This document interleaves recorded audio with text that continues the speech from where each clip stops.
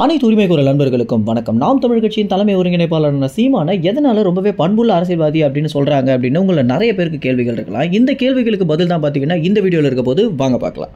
தமிழ்நாட்டில் உள்ள எந்த அரசியல் கட்சிகளை எடுத்துட்டாலுமே அந்த கட்சியுடைய தலைவன் பேசுறாரு அப்படின்னா சுற்றி இருக்கக்கூடிய தொண்டர்கள் அதை கவனிச்சுட்டு மட்டும் தான் நின்றுருப்பாங்க. அந்த தலைவன் பேசி முடிச்ச பிறகு அந்த கூட்டமே கலைஞ்சு போறதை நம்ம பார்த்திருப்போம்.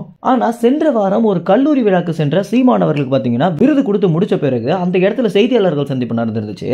இந்த இடத்துல செய்தியாளர்கள் சந்திப்புல சீமான் பேசி முடிச்ச பிறகு நீங்க யாராவது பேசணுமா அப்படின்னு கேட்டதும் அதற்கு பிறகு அந்த இடத்துல இருந்த ஒரு ஆசிரியர் நான் பேசணும் அப்படின்னு சொன்னதுமே பார்த்தீங்கன்னா சீமான் அவருக்கு வழி விட்டுட்டு அவருக்கு பின்னாடி சீமான் நின்றுட்டு இருந்தது அப்படின்றது இணையத்தில் ரொம்ப வைரலாக மாறி எப்படி ஒரு கட்சி தலைவர் இந்த மாதிரி ஒரு செயலை செய்ய முடியும் அப்படின்னு அனைவருமே பார்த்தீங்கன்னா ஒரு பெரிய ஆச்சரியத்தில் இருந்துட்டு இருக்காங்க. இதுல முக்காவாசி பேர் பார்த்தீங்கன்னா திமுக கட்சியை சார்ந்தவங்களாக இருக்காங்க.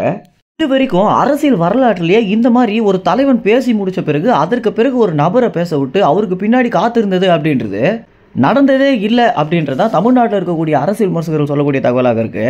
இந்த மாதிரியான விஷயங்கள் தான் பார்த்தீங்கன்னா தமிழ்நாட்டில் இருக்கக்கூடிய அரசியல்வாதிகள்லேருந்து சீமான மாறுபட்டு காட்டுது அப்படின்னும் அவருடைய பெருந்தன்மையான குணம் அப்படின்றது கட்சியில் இருக்கக்கூடிய நிர்வாகிகளை பேச விட்டு கீழே அமர்ந்து பார்க்கறதுல இருந்தே அவருக்கு எந்த அளவுக்கு ஒரு நல்ல பண்பு இருக்கு அப்படின்னு தெரியுது அப்படின்னும் அனைத்து தரப்பு மக்களும் பார்த்தீங்கன்னா சீமானுக்கு ஆதரவு தெரிவிச்சுட்டும் வாழ்த்து சொல்லிட்டு வந்துட்டு இருக்காங்க.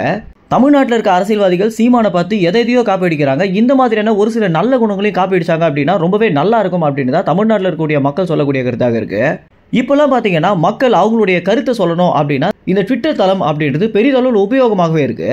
ஏன்னா ஒரு தனிப்பட்ட மனிதன் என்ன நினைக்கிறான் அப்படின்ற அந்த கருத்து சொல்லக்கூடிய ஒரு இடமாக தான் ட்விட்டர் தளம் பார்த்துட்டு வந்துட்டு இருக்கு. உங்களுக்கு கூட ஏதாவது தலைவர்களை பற்றி சொல்லணும் அப்படின்னாலோ இல்லை உங்க கருத்தை பதிவிட்டாலோ அப்படின்னா அதற்கு உங்க ட்விட்டர் அக்கௌண்ட் யூஸ் பண்ணலாம். இந்த மாதிரியான விஷயங்கள் குறித்து நீங்க என்ன நினைக்கிறீங்க அப்படின்னும் சீமான் பண்ணிய இந்த காரியம் குறித்து என்ன நினைக்கிறீங்க அப்படின்றது உங்க கமெண்ட்ஸ் தெரிவிங்க. நன்றி, வணக்கம்.